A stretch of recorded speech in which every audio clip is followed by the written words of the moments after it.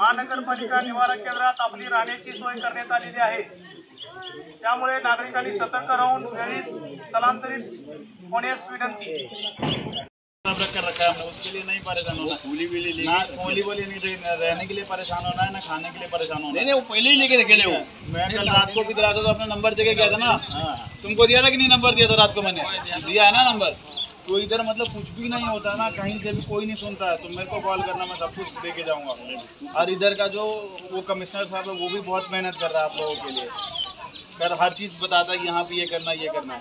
वो भी आता रहता है, वो भी देखता रहता है ना, तो वो भी कर रहा है। उसको हम बताएंगे जो भी फिक्र मत करो। एक खुली लेके अकेले हम वो जाएंगे, सब लोगों ने रूम लेके अकेले होत आहे। तरी सर्व नागरिकांनी खबरदारी घ्यावी आणि महापालिका प्रशासनास सहकार्य करावं ही विनंती। अनेकदा कृष्णा नदीच्या पाणी पातळीमध्ये वाढ होत आहे, त्यामुळे पाणी पातळी वाढत असल्यामुळे सर्व नागरिकांनी दक्षता घ्यावी, महापालिका प्रशासनास सर्वांनी मदत करावी ही विनंती।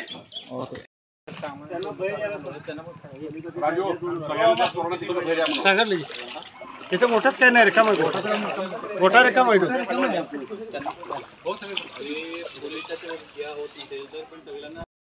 पातळी झालेली आहे। आपण सगळ्यांना माहीतच आहे की एव्हन ब्रिजला धोका पातळी 45 आणि कृष्णा घाटला 57 आहे।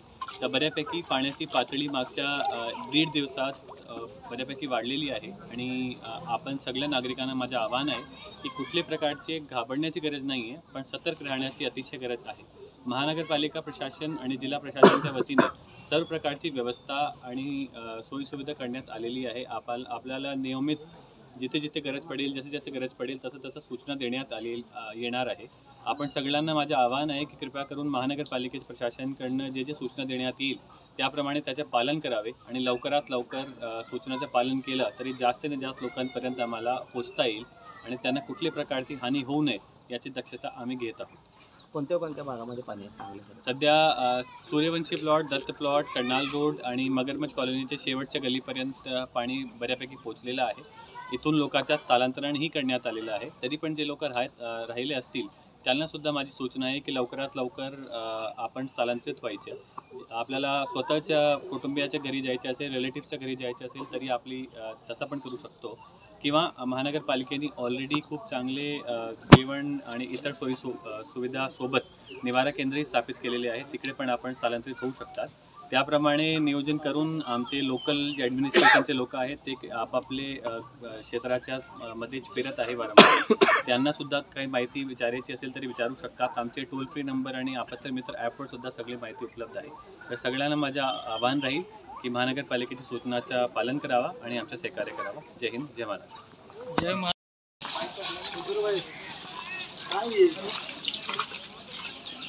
नागरिकांना आवाहन करण्यात येत आहे की आपण या ठिकाणाहून निघून जायचं आहे। या ठिकाणी पाण्याची पातळी वाढत आहे, बॅकवॉटरचं पाणी वाढलेलं आहे, गल्लीतील 2 टोकांचा संपर्क तुटलेला आहे।